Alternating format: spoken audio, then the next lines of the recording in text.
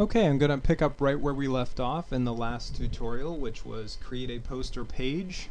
This is the first advanced tutorial for editing a poster page. And I'm just going to include this second row of formatting tools. If you don't see these tools here, then you can click on this add or show or hide kitchen sink button right there, which you should see either way. So let's start with the heading tools here. We're gonna create a heading here.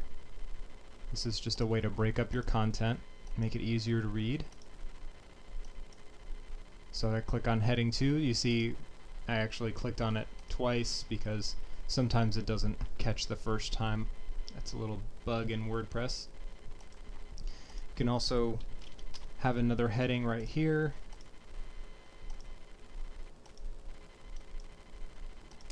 And then kind of offset this from that. And then you can go all the way down the line of headings here, and then you can break up this content in a way that kind of makes sense to you and makes sense to the reader. You don't have to have the whole line highlighted. You can just click anywhere within that line and change the heading. And if you don't want the heading anymore, then you can change it back to paragraph, and it will do that. The next tool here is underline. Oh, before I move forward, make sure that you skip heading 1. You don't want to use that. Heading 1 is used for the title of the page, and search engines want to only find one heading 1 per page. If you have 2, then it won't know which one to use, and it will use neither one, and it might even punish you in the search results. So keep in mind not to use heading 1 in the content because it's already been used. Other formatting tools like bold and underline are up here. You have, I'm sorry, bold and italic are up here. You also have underline down on this level. You can see that. You can have a paragraph justified.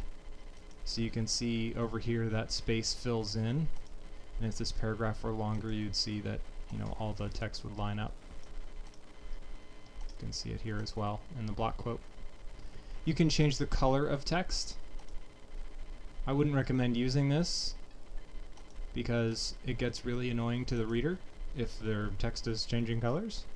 And it's not a good way to call out information. So unless you really have to, just don't use that.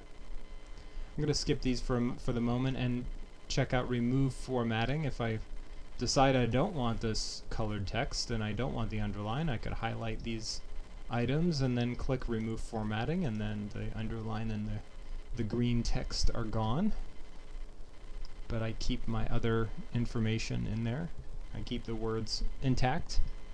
It does not affect links. If you want to break a link, then you click on this unlink button, or you can change the link by clicking on the link again, and you can change it to either a different page on your site, or you can just type in a URL and change the title. You can also change whether it opens a link in a new tab or window. The next tool here is insert custom character. That's pretty self-explanatory. You can see these custom characters. If I click on one, then it'll add it. There's 3/4. And then you have indent, outdent. So I can indent this whole paragraph and then outdent it again. I also have undo. You can see it going back through the indents and outdents, removing the 3/4. And redo, I can go back through those steps as well. And then there's help. So now back to these paste tools. I'm going to go to the bottom here. Let me scroll back up. Go to the bottom of the content here though, and enter twice to get out of the unordered list. And then I'm going to jump over to Word, because it's important to note that WordPress is pretty good at copying things out of Word, which is unlike a lot of other content management systems if you've ever used anything else. So if I just click in here, I just copied those things from Word using Control-C, and I can Control-V and paste all of these things right into here. That would basically do a similar thing that paste from Word does.